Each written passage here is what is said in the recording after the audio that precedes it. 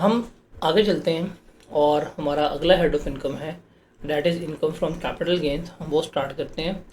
Income from capital gain, you can say that one of the most important head of income है, और important इस perspective में है कि ये वो हेड ऑफ इनकम है जहाँ पे काफ़ी ज़्यादा फ्रीक्वेंट चेंजेस जो हैं वो आ रही होती हैं। लाइक बहुत ही फ्रीक्वेंटली जिस हेड ऑफ इनकम में चेंजेस वगैरह आ रही हैं वो हमारा कौन सा है, वो हमारा इनकम फ्रॉम कैपिटल गेन जो है कंसिडर हो रहा होता है। लाइक हम बात करें जो हमारे पास रीसेंट अटेम्प्ट आई थी स्प्रिंग 24, उसमें से लाइक 8-10 नंबर का पेपर जो है इस एरिया में से टेस्ट हुआ है, इसलिए ये एरिया जो है वो बहुत ज़्यादा इम्पॉर्टेंट है। इसमें से पूछे जाने के चांसेस बहुत ज़्यादा होते हैं। अब चूंकि ये एरिया इम्पॉर्टेंट है, इसलिए इस अटेम्प्ट के लिए भी, इवन हर अटेम्प्ट के लिए इस चैप्टर में से उसने लाजमी कोई ना कोई सवाल जो है पूछने होते हैं, लाजमी। ये उसका वतीरा समझ लें आप कि उसने इस चैप्टर में से, इस एरिया में से लाजमी कोई ना कोई सवाल पूछना है, टेस्ट करना ही करना है। इसके बगैर उसका पेपर जो है वो कभी कंप्लीट नहीं होगा। इम्पोर्टेंट एरिया, इम्पोर्टेंट चैप्टर है, चैप्टर छोटा है लेकिन इम्पॉर्टेंट है, और इसमें कुछ ऐसी एडिशंस हैं जो लास्ट अटैम्प्ट में टेस्ट नहीं हुई, इस अटैम्प्ट में उनके पूछे जाने के चांसेस जो हैं वो भी क्या हैं, ज़्यादा हैं।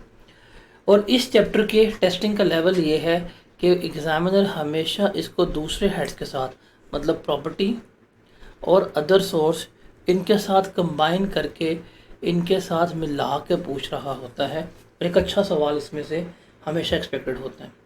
अब सवाल है हमारा कि इनकम फ्रॉम कैपिटल गेन में हमने पढ़ना क्या है या क्या होगा, कैसे होगा, वो सारा कुछ देखते हैं। तो जिस तरह मैं लेके चलूँगा उसी तरह आप इसे करना है, जिस सीक्वेंस में करवाऊँगा उसी सीक्वेंस में करना है, ताकि आपको चैप्टर पढ़ने में मज़ा आए। सबसे पहले बात करते हैं कि कैपिटल गेन किसे कहते हैं। सबसे पहले हम बात करते हैं कि जो कैपिटल गेन है, कैपिटल गेन क्या होता है, इसको डिस्कस करते हैं। इस वक्त स्क्रीन के ऊपर ना आपको एक डेफिनेशन नज़र आ रही है, वो कैपिटल गेन की डेफिनेशन है। वैसे याद करने की ज़रूरत नहीं है, बट सिंपल सी बात है। हम देखते हैं कैपिटल गेन में क्या है क्या नहीं है, उसको देख रहे हैं। अब कहते हैं जी कैपिटल गेन क्या होता है, डेफिनेशन देखें। It is a gain arises due to disposal of capital asset is known as capital gain.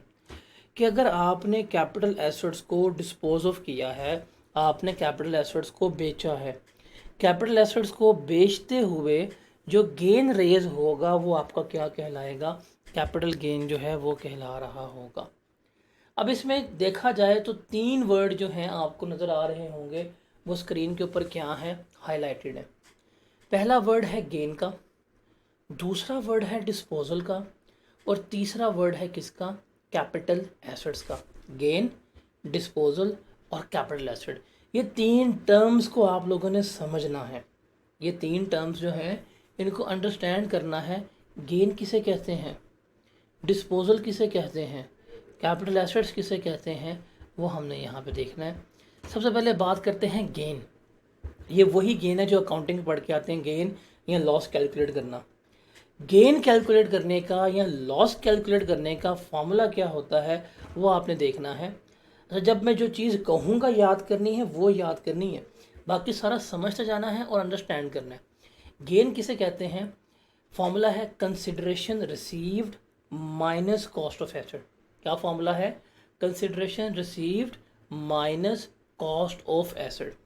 अब कंसिडरेशन रिसीव्ड की बात करें, इसमें हमारा रूल जो है वो अप्लाई होगा, और रूल मेरा क्या है कि एक्चुअल सेलिंग प्राइस और फेयर मार्केट वैल्यू। कि मतलब मैं जा रहा हूँ, फॉर एग्जांपल मैंने ये चीज़ बेची है, मैंने हकीकतन कितने की बेची है वो, और इसकी मार्केट वैल्यू क्या थी वो, इन दोनों क्या किया जाएगा, कंपेयर किया जाएगा। जो इसमें से हायर होगी वही मेरी क्या कंसिडर होती है, कंसिडरेशन रिसीव जो है कंसिडर हो रही होती है। जो इसमें से हायर होती है वही मेरी क्या होती है, वो मेरी कंसिडर हो रही होती है। और कॉस्ट ऑफ एसेट्स में क्या आएगा, देखें, परचेज प्राइस ऑफ एसेट्स के हमने एसेट कितने का लिया, incidental expenses for acquiring the asset, उसको ख़रीदते हुए हमें कुछ खर्चे पे करने पड़ते हैं, कमीशन, ट्रांसफ़र चार्जेस, ये सारे खर्चे बीच में आते हैं। और उसको डिस्पोज ऑफ करते हुए हमें खर्चे पे करने पड़ते हैं। तो इन सबको जमा करेंगे तो मेरे पास क्या होगा, कॉस्ट ऑफ एसेट्स कहलाएगा। तो consideration receive minus cost of assets करेंगे तो मेरे पास क्या आ जाएगा, गेन आ जाएगा। तो this is the first thing, gain. Gain क्या है, उसका फॉर्मूला क्या है, कैसे कैलकुलेट होगा, आपके सामने स्क्रीन पर लिखा हुआ है। बताएं इसमें कोई प्रॉब्लम है तो बताएं, वरना मैं आगे चलूँ।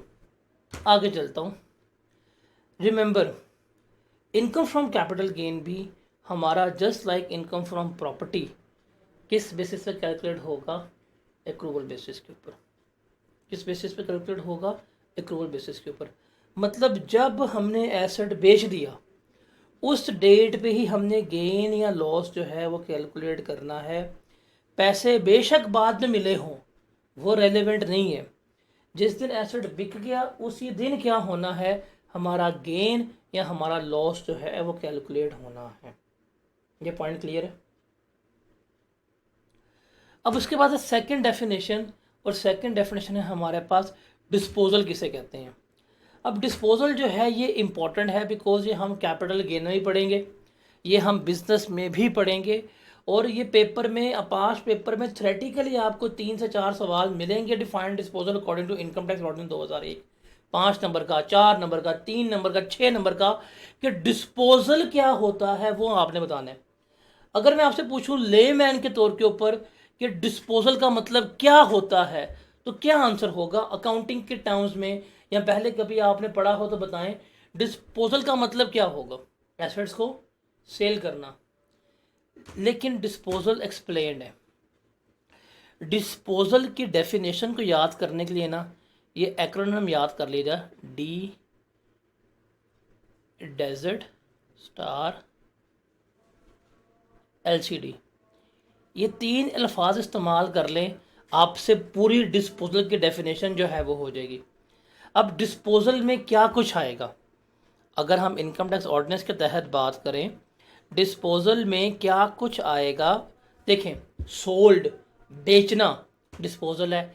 एक्सचेंज करना, मैं ये चीज़ दे के इसके बदले में कोई और चीज़ लेके आऊँ, डिस्पोजल है। उसके अलावा ट्रांसफ़र करना, किसी को कोई चीज़ दे देना, डिस्पोजल है। डिस्ट्रीब्यूट करना, तकसीम करना, डिस्पोजल है। कैंसिल कर देना, डिस्पोजल है। रिडीम्ड, वापसी। रिलिंक्विश, ख़त्म हो जाना। डिस्ट्रॉयड, तबाह हो जाना। लॉस्ट हो जाना, एक्सपायर्ड हो जाना, सरेंडर्ड कर देना चीज़ों का। Transmission of asset by succession और अंडर अ विल, मतलब जब सक्सेशन होती है, जब एसेट मालिक से, मतलब बाप से बेटे को ट्रांसफ़र हुए हैं, या इनहेरिटेंस में मिले हैं, या विरासत में मिले हैं, वो भी क्या होगी, हमारी डिस्पोजल होगी। या उसके अलावा बिजनेस एसेट्स को पर्सनल यूज़, या पर्सनल एसेट को बिजनेस यूज़ में लगा देना, ये भी हमारा क्या होगा, डिस्पोजल ट्रीट हो रहा होगा। तो सर ये डेफिनेशन है, और ऊपर आप सामने लिखा हुआ है, आप इनसे ये वर्ड्स इस्तेमाल कर लें, आपके डेफिनेशन जो है याद हो जाएगी। मतलब डी से डिस्ट्रीब्यूटेड, ई से एक्सचेंज, एस से सोल्ड, फिर ई से एक्सपायर, आर से आएगा रिलिंक्विश, टी से आएगा ट्रांसमिशन ऑफ एसेट। ठीक है, तो आप इससे ये कर लें, आपका जो है ये याद हो जाएगी। तो this is definition of disposal. तो रिमेंबर, टैक्स में सिर्फ बेच देना डिस्पोजल नहीं है, बल्कि ये सारी चीज़ें, sold, exchange, transfer, distributed, cancel, redeem, liquid, destroyed, loss, ये सारा कुछ जो है वो हमारा क्या कंसिडर होगा, डिस्पोजल कंसिडर होगा। अगर आपका एसेट डिस्ट्रॉय हो गया है, तबाह हो गया, आग लग गई है, तो वो भी आपका डिस्पोजल ट्रीट होगा। उसका जो इंश्योरेंस क्लेम मिलेगा, हम उसकी बेसिस पे क्या करेंगे, गेन या लॉस जो है वो कैलकुलेट कर रहे होंगे। Is that clear. बाप ने बेटे को अपने एसेट्स दे दिए हैं, शेयर्स दे दिए, प्रॉपर्टी दे दी है, डिस्पोजल है। बिजनेस एसेट उठा के घर ले गए हैं, घर के लाके बिजनेस में ले आए हैं, डिस्पोजल है। आपने जाके अपने एसेट गरीबों को दे दिए हैं, तकसीम कर दी हैं, डिस्ट्रीब्यूट कर दिए वहां में, डिस्पोजल है। कंपनी लिक्विडेट हो गई है, वापस कर दिए एसेट, डिस्पोजल है। शेयर्स थे, रिडीम हो गए हैं, डिस्पोजल है। तो ये सारा कुछ जो है वो क्या कहलाएगा, डिस्पोजल ट्रेड होगा। तो डिस्पोजल होगा तो फिर हम क्या करेंगे, गेन या लॉस निकालेंगे। हमने वो गेन या लॉस का फॉर्मूला पढ़ लिया, क्या है, consideration receive minus cost of asset वो हमारा क्या होगा, गेन या लॉस कहला रहा होगा। ये क्लियर है। अब हमारे पास आखिरी आता है और डैट इज कैपिटल एसेट्स। अब हमने कैपिटल एसेट्स को एक्सप्लेन करना है इनकम फ्रॉम कैपिटल गेन्स के पर्सपेक्टिव पे। डेफिनेशन ध्यान से सुनिएगा और डेफिनेशन याद होनी कैसे है उसको देखिएगा। कहता है जी ऑल द एसेट्स, सुनिएगा, all the assets are capital assets except soda. क्या कहते हैं कि तमाम एसेट्स हमारे क्या हैं, कैपिटल एसेट है, किनके अलावा, सोडा के अलावा जितने भी एसेट्स हैं वो हमारे क्या हैं, वो हमारे कैपिटल एसेट्स जो हैं वो ट्रीट हो रहे होते हैं।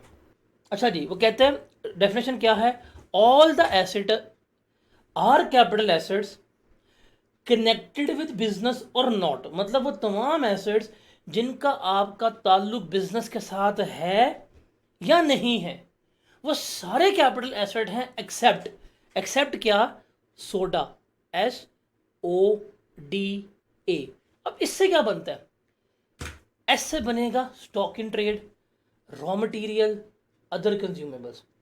देखें आपका जो स्टॉक इन ट्रेड है ये तो आपके इनकम फ्रॉम बिजनेस का पार्ट बनता है, जो आप निकालते हैं जी opening stock plus purchases less closing stock, तो यहाँ पे आता है। रॉ मटेरियल कंज्यूमेबल्स तो वहाँ पे जाते हैं। अगर ये बेच रहे हैं तो ये कहाँ जाएंगे, आपके ये प्रॉफिट एंड लॉस अकाउंट में आएंगे, ये कभी भी इनकम फ्रॉम कैपिटल गेन में तो आ नहीं सकते। दूसरा अदर मूवेबल एसेट्स, और ये हमारे पर्सनल एसेट्स की बात हो रही है। जैसे ये मेरा माउस पर्सनल एसेट है, मेरा मोबाइल फ़ोन पर्सनल एसेट है, मेरा लैपटॉप, मेरा टेबल, मेरी चेयर, मेरा फर्नीचर, ये पर्सनल एसेट्स हैं। अगर मैं ये एसेट्स बेचूँ, इनके ऊपर गेन हो लॉस हो, मैं कभी टैक्स पे नहीं करता।